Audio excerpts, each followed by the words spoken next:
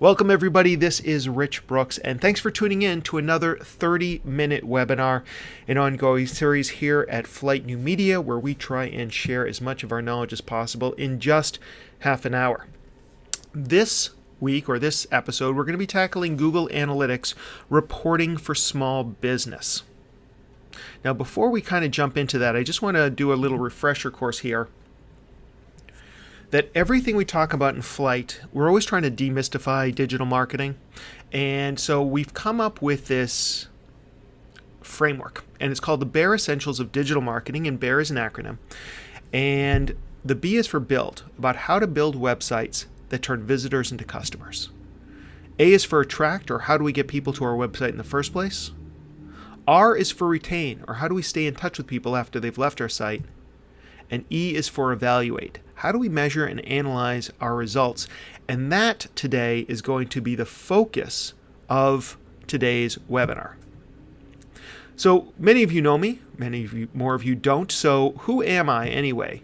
My name is Rich Brooks, and I'm the president of Flyte New Media. We're a digital agency. We build websites for small, medium-sized businesses and nonprofits and back it up with SEO, social media, and other digital marketing.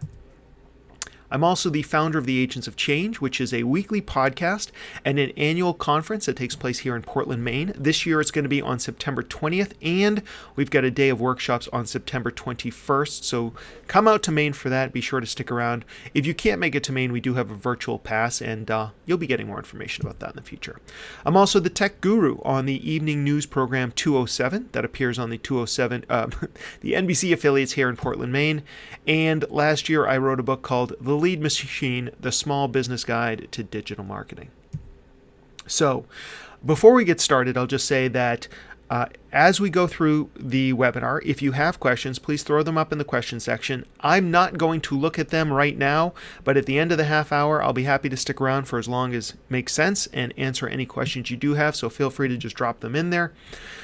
Now, last time, 2 weeks ago, we reviewed how to optimize the setup of Google Analytics. We went over the admin panel, setting up a new view, setting up goals, filters, users, dashboards, and a whole lot more. If you missed that webinar, you can check it out at takeflyte.com/30min-analytics. Don't even worry about it, because I'm going to share that link in the follow-up email. This webinar instead is going to be more focused on the reports that I find most valuable for small business. Also, a few of you mentioned that the sound cut out for a minute there. Not much I can do about it because, you know, the internet and Snowmageddon, but I'm just going to keep on going, and just know that I'm recording the session on my side. So if it pops out for a long time, you can always get the recording in, and you'll catch up on any brilliant things that I might be sharing. Okay, so that was where we left off last time. Let's talk about where we're headed. When you first log in, you're going to see a screen like this. This doesn't provide a lot of value, in my opinion. Now, every business is going to be different, but really where you're going to spend most of your time is in these four sections over here: audience, acquisition, behavior, and conversion. That's where your reports live. That's what today is going to be focused on. Audience is who's coming to our website. Acquisition is how they found us. Behavior is what they did when they were there. And conversions is about them taking desired actions on our website. So the first thing you want to do is click on the audience overview, and that brings you into this section. And I want to touch on one thing that we discussed last time, but I want to hit on it again because it's very important.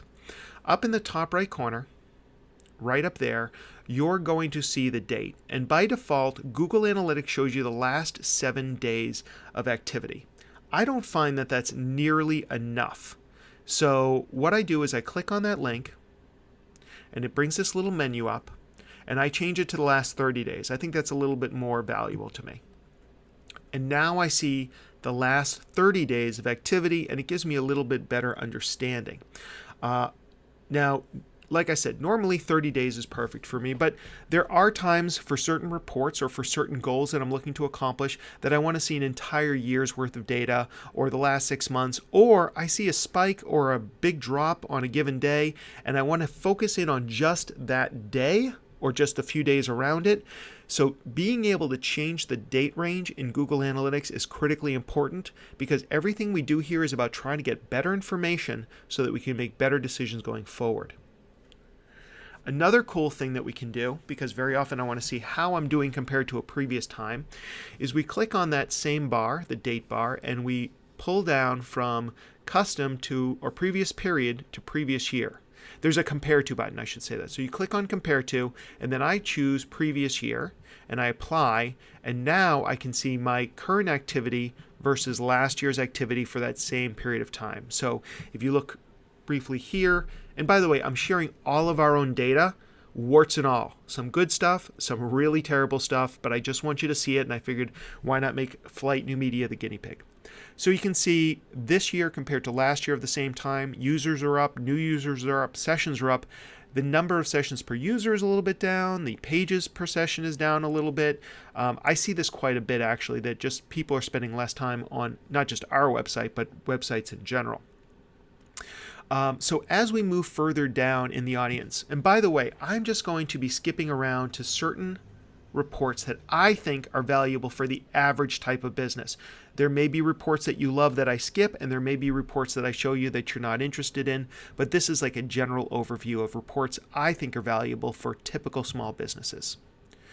So another thing that we want to take a look at is the demographics, and you can find that down here, still under audience, and demographics gives us a breakdown of the ages and the genders of the people visiting us.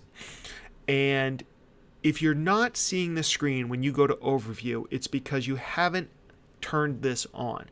So what you want to do is go back into your admin, and under property settings, which is in the property column, you click on that and you scroll down the page, and you're going to see under advertising features, enable demographics and interest reports. Basically, they're saying we want to be able to use your data in the aggregate. Like, we're not going to be looking specifically, but we're going to pull your data into our data and share it with other people. If you're willing to do that, and I would recommend you should do this, turn that on, and then you're going to be able to see these reports. So that's one thing I like to look at, just to get a general sense of, am I getting the right type of audience? And for us, the split is pretty even between male and female, but for other businesses, you may skew very heavily male or female. Another one that I really like to look at is where in the world people are coming from. So under geo and then under location, I can get a map of the world. Underneath this, they break it down in names, but I like the visual of the world. A lot of us have geographic boundaries of where we're going to do business. So we want to know, is the traffic we're getting actually good for us, or is it really just scattered from places that are not really ever going to become clients? I know from 20 years of experience that we are going to get all of our business from the United States. So as I roll over here, I see that of our traffic in the last 30 days, we have just shy of 12,000 people from the US. I can click on the US, and now I'm going to see where people are coming from. And Maine sent us just shy of 400 users, and we do tend to do more of our business in Maine and New England. And so then I can even click further and get a sense of where within the state people are coming from. You can see we got one user from Madawaska, but this might give you some sense as well of where people are coming from. This is from their ISP, so it's not perfect. If you find that you are, let's say you're a bed and breakfast, and you're getting a lot of traffic from out of state, from a specific state like maybe Delaware or Texas or wherever, that might give you some more information on where you should be spending your Facebook advertising dollars, and maybe targeting people both with Facebook ads and Google ads, because you tend to do well in those states, so target it geographically. All right, another important report is going to be your mobile report, the overview.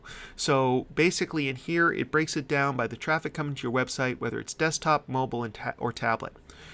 Worldwide, more traffic is coming through mobile devices than through desktop or laptop computers. That's just how internet traffic is working. But here in the US, we're not quite there yet, in part because we have so many laptop and desktop computers at home and at work, so people tend to use those. But we are seeing growing numbers, even in B2B, for mobile traffic. And as you can see here, we've got desktop, mobile, which means smartphone, and then tablet.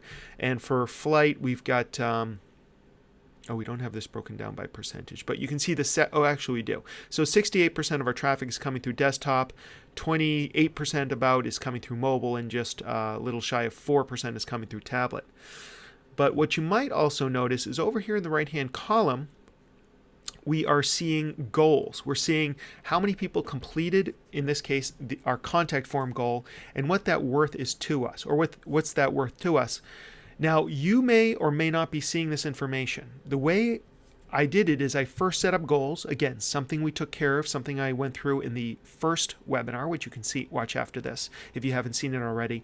But once you've set up goals, those goals and the dollar amounts associated with them start filtering into different reports. So you can see here that now I see that most of our value in the last month is coming through desktop, some through tablet, and absolutely nothing through mobile. Nothing through tablet, but some through mobile. So let's move on to acquisition and how people are actually finding us.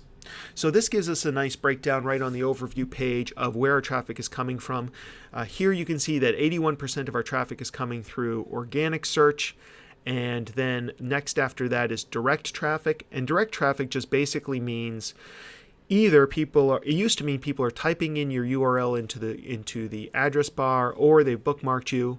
But these days it also means things like if somebody's coming from a mobile app. Google doesn't know how to track that. Excuse me. So they're going to just throw it under direct. Basically, anytime they can't figure it out. Also, if somebody's coming from an HTTPS website and you have an HTTP website, that also gets thrown into direct as well.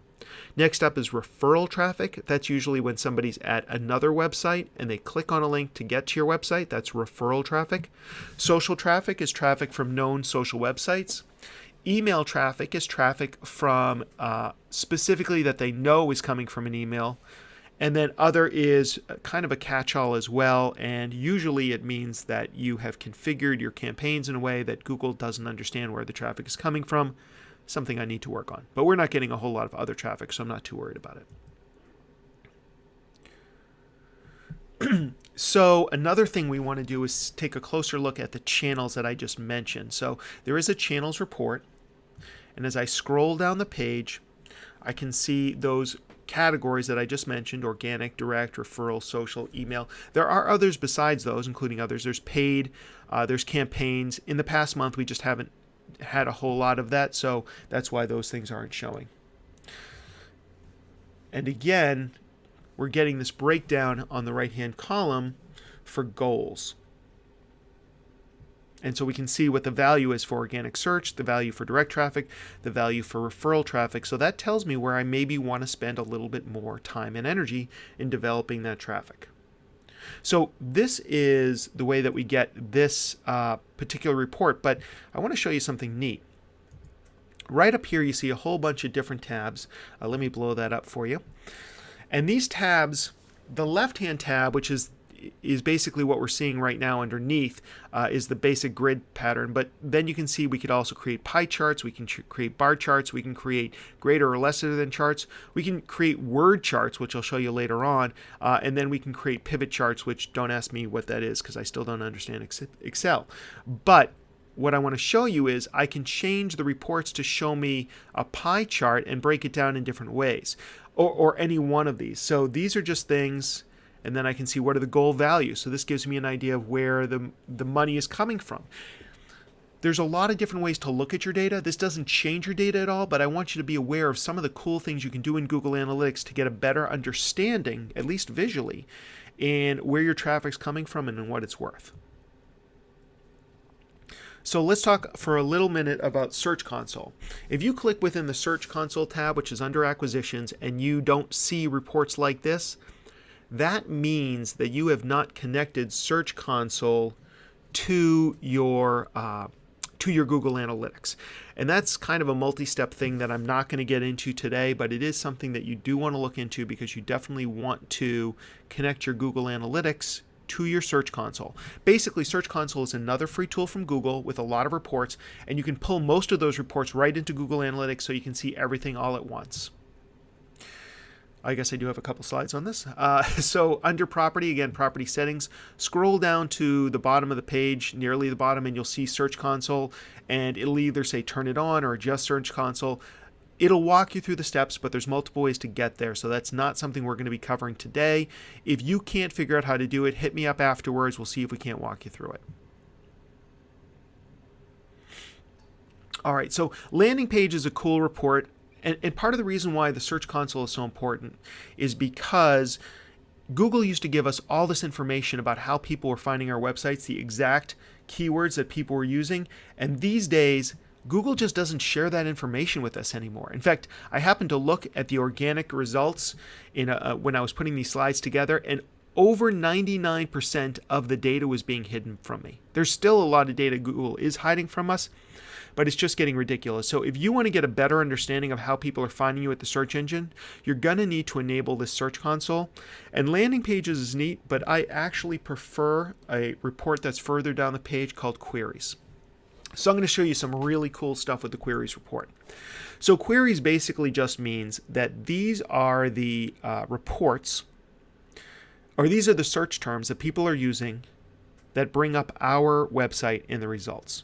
So the first column here is search query. This is literally what people put in. And as you can see, Google's still hiding much of this information from us. In fact, for me, almost 70% of our information, they're hiding under the umbrella of other, which doesn't tell me anything.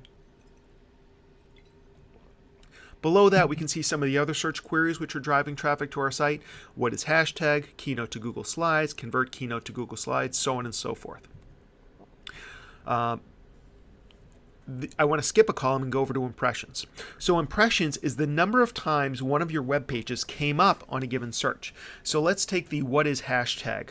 Somebody types in what is hashtag. If I'm on the first page, then that's an impression, whether they click on me or not. If I'm on the second page and they only go to the first page, that's not an impression. But if then they go to the second page and they see me, whether they click on me or not, that is an impression. So an impression is every time you come up in the search results on a given search page. The other column is clicks. So the clicks is literally the number of times somebody clicked on that in the given period of time, in this case the last 30 days, the number of times people clicked on that link to get to your website or the specific web page. The click-through rate just calculates what that is, so basically the percentage of people who clicked, who saw it. And then average position. So these are the average positions that you rank. And it's average because everybody's search results are going to be different. It depends on what device you're using, whether you're on a smartphone versus a tablet versus a laptop.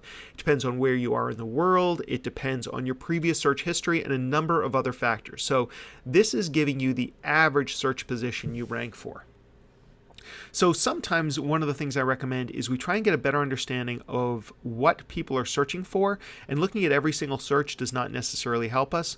So one of the things I like to do is I like to look at a larger grouping than just 10. So I can switch this over to 500 results. Down here at the bottom, I just say show 500 searches, or show 500 rows.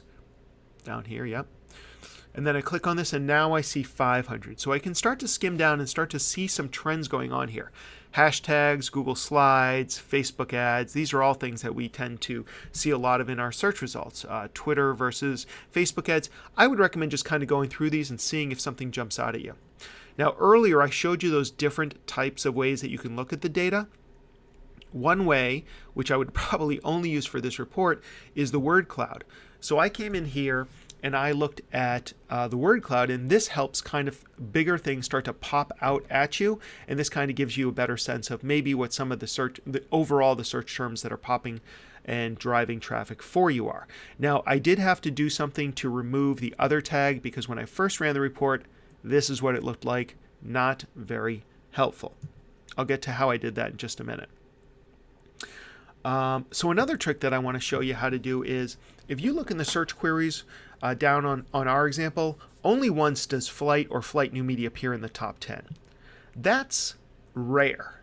In other words, for many businesses, all of their search terms tends to be their branded name. So if my company was called Global Administration, like I'd see Global Administration, Global Admin, Global Administration website.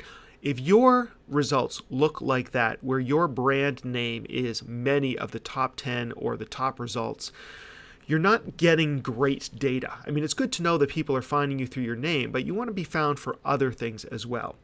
So what I'm going to do is I'm going to click on this advanced button right here, or this advanced link. And this is going to bring up a query. And so what it's going to do is I'm going to say I want to exclude any search query containing the word flight. And then I apply that. And once I do that, basically all of my branded search terms are going to disappear. So you can do the same thing with your business if you find that a lot of your top search results that are showing up in this search query report are branded.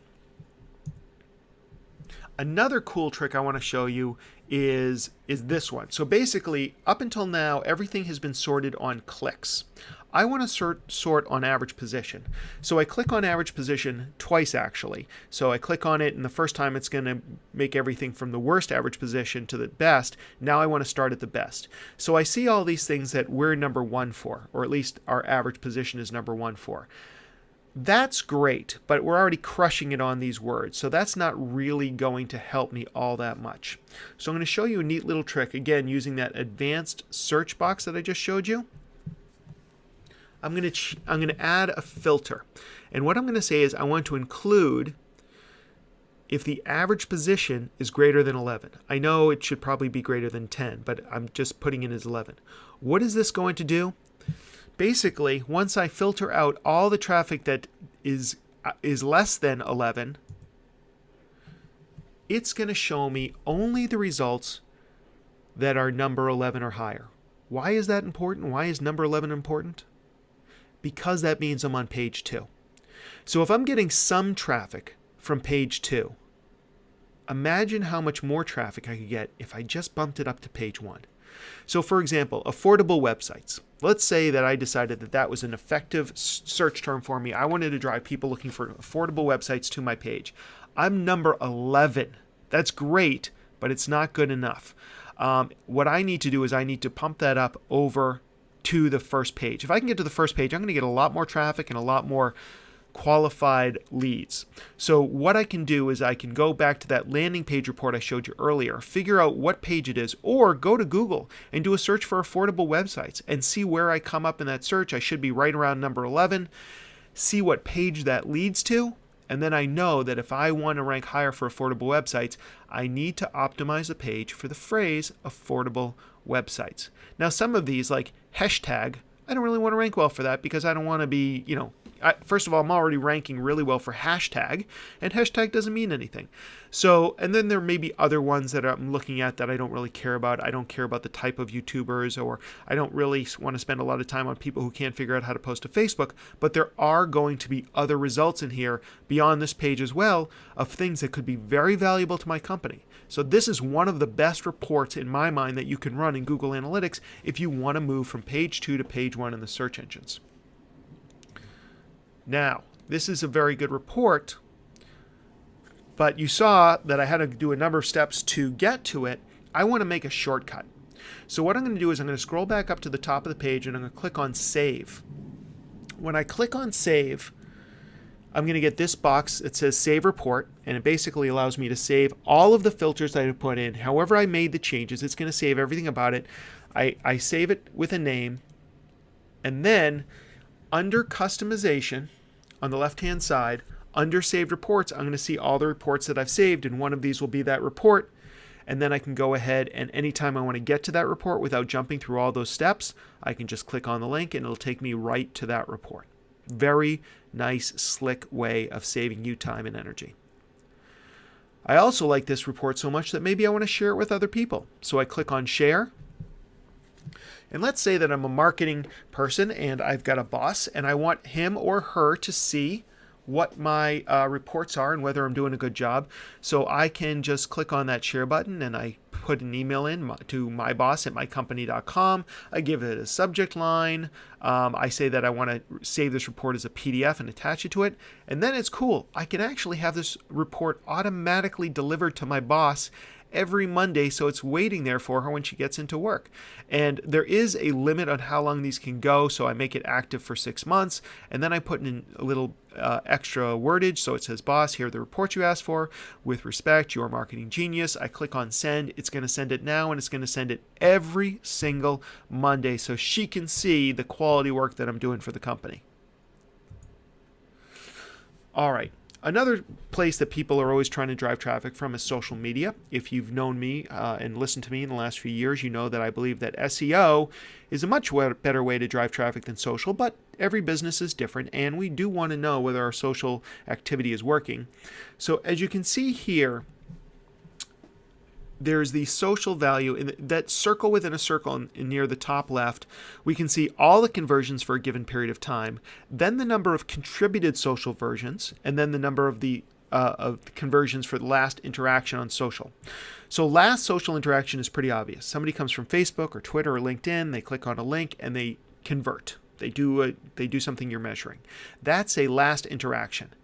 If they were on social and they came to your website and they didn't do anything, but they came back later and did something, maybe because they typed in your URL or they followed a link in an email or whatever the case is, that would be considered to be a contributed social conversion. So in these reports, you can kind of see those and where most of your traffic is coming from. You can also create campaigns, and campaigns can be paid campaigns like on Google AdWords or Facebook ads, or they could just be free campaigns because you want to track where people are coming from. So I want to show you a very cool tool called, it's a Google URL campaign builder, and if you Google the phrase URL campaign builder, you'll find it.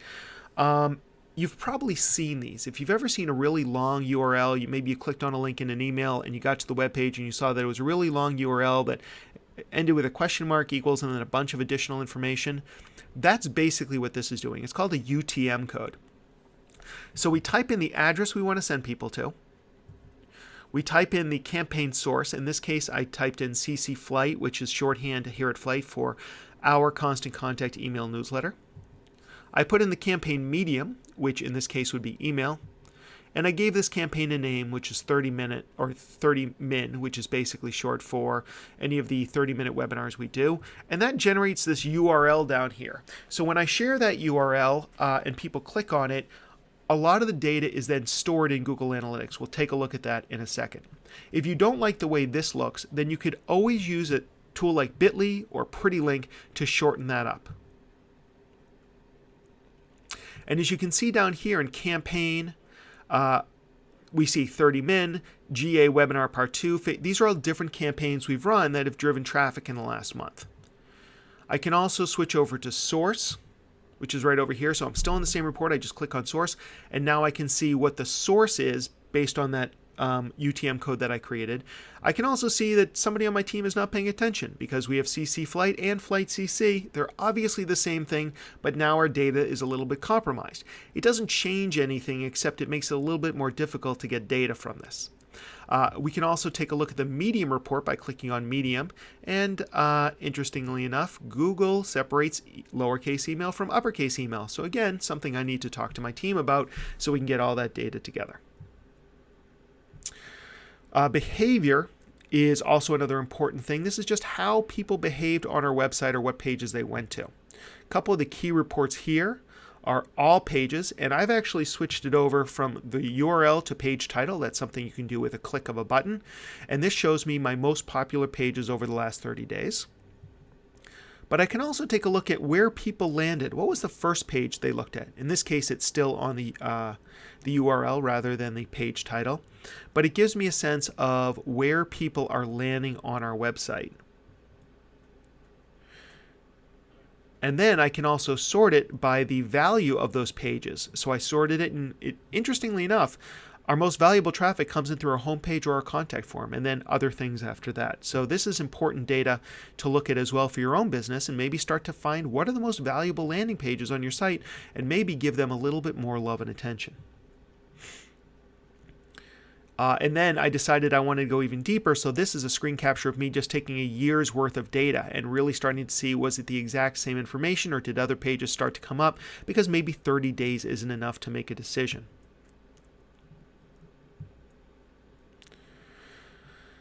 Another important report that we want to take a look at, we're going to go a couple minutes over, I apologize for that, is speed suggestions. So Google ranks sites. One of the variables in ranking sites is how fast your pages load. So one of the things that you want to do is you want to get your load time lower so that you can improve your visibility on the search engines. Like I said, this is going to be warts and all, so I'm going to take a look at one of our worst performing pages and click on page speed suggestions over here, and I'll get a little pop-up and I can run this report, and as you can see that my speed is slow. This is now, admittedly, this is a long page with a lot of images, and it tends to continually do well at the search engines. So again, this is a balancing act. But if I scroll further down that pop-up page, Google is even going to tell me what changes I should make to speed up the page. Now, I've worked with my in-house web developer, and some of these things are worth doing and some of them aren't worth doing. So you'll probably want to work with your web developer to decide how much work you want to put into speeding up your pages. Also, search terms. This is something you do have to set up in the admin section. So again, if you aren't seeing this report, this is something that you'll want to go back and watch the other webinar on. But search terms will tell you what words people are looking for when they go to your website and use the search bar on your website, assuming that you have one. Nothing really too exciting in ours, but maybe you'll get better results in yours. And lastly, I just want to mention the conversion section. So this gives us an overview of how people are converting at our website over time. This is for all the goals, but you can break it down by goals. For us, we have goals set up for contact form, for our webinar signups, for our masterclass signups, and for email signups. So we could break that down even further if we wanted to, but I just wanted to kind of give you an overview. And also, this is nice to see an overview of the conversions, but to be honest, as you saw throughout the presentation today, I really like looking at how the goals are happening within each one of those reports. So this is good, but I also look at all the other things as well. Well, that's all the content I have for today. I hope you guys really enjoyed it. If you have any questions, whether I'll go check and see if you asked them during the session or if you want to ask them now, that'd be great. This session has been recorded, so we will be putting it up on our website soon, and I'll be sending you an email either today or tomorrow, just, depending on how much snow we get. All right. So, just going to check in and see if people have any questions. I see quite a few people checking in and saying hello. And what if our property setting is grayed out? Trying to turn on Search Console but not given the option to adjust the property settings. Any idea why? Yes, that's because you don't have enough authority to do it. And so what I would recommend doing is finding out who actually owns your Google Analytics. It might be your company, but maybe they just added you as a user. It could be your web developer. What you'll need to do is have them give you additional access so that you can make those changes, and then you can go through the process of adding Search Console. And that's true with anything that's grayed out. It just means that you don't have enough access personally to be able to do that report or run that report. But that's something you definitely want to take a look at. And it may be because of the way it's set up that they'll have to do it for you.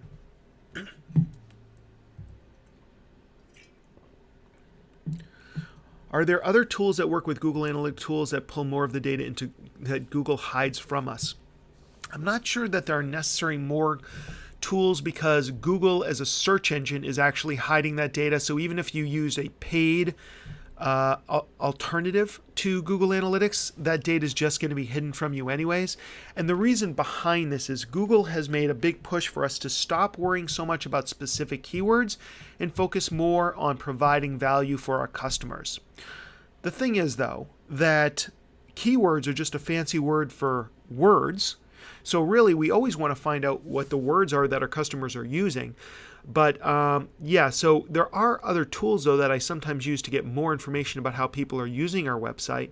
And one of those is called Crazy Egg. And that basically shows me a heat map of where people are clicking on within our website, because that's not something that Google shows us. Like, they'll show us if somebody clicked on a link within a website, but if there's 3 links to the same thing, or if they're clicking on something that's not a link, that's not captured by Google. But with a tool like Crazy Egg, that will capture it. Crazy Egg will also show you how far down the page somebody scrolled and where they spent the most time. So that's a paid tool. I don't have the pricing in front of me, but that's something that we use for ourselves and for some of our clients as well. And then, of course, I also use my other metrics, like I look at my email service provider, Constant Contact, and I look at our open rates and click-through rates and subscribe rates. And then we look at things like on Twitter and Facebook and any other social media program that gives us metrics as well. And that paints a fuller picture. But Google Analytics, if you're only going to pay attention to one thing, that's probably where I'm going to spend my time. Your page is so slow, I seriously need help here. I'd be happy to talk to you after the segment and we can take a look at this. Yes, they are practically in another language. So I don't want to call you out on this, but the person who is saying that their site is slow, please email me. You can see my email right there on the screen. It's rich at takeflyte.com, and I'll hook you up with one of our developers. We'll see what we can't do. Hi, Thomas. You asked the question about Google Analytic tools that pull more of the data that Google hides from us. So hopefully I got that answer for you. If there's more, if I didn't give you enough of an answer, just ask a follow-up question. What if you have more than one website? I have multiple websites. And so basically in the previous session, I talked about the admin section, and there's 3 columns there. There's basically an ownership column, and then there's a properties column. And the property in this case that we looked at today was all Take Flight. But we also have the Agents of Change website. We also have a number of other websites too. So you would just look at the reports individually. I think that might answer your question, James, but I'm not entirely sure. So if you have a follow-up question to that, great. If you can actually run reports on multiple and pull them all into one, but I wouldn't recommend that. I'd want to know how each individual site's doing. You can also measure when somebody leaves your site to go to something like Eventbrite or go to webinar sign up and then comes back to your site. There are ways to measure that using cross-domain tracking, but that's a little bit more involved, a little bit more than a 30-minute webinar would allow for. Frank, you're very welcome. Deneen, very welcome. I use BigCommerce and have Google Analytics set up. Should I get all the analytics you talked about here? I would think so, that you should be able to get that. And BigCommerce may have their own analytics as well on top of this that you can compare and contrast with. Nicole, you are welcome.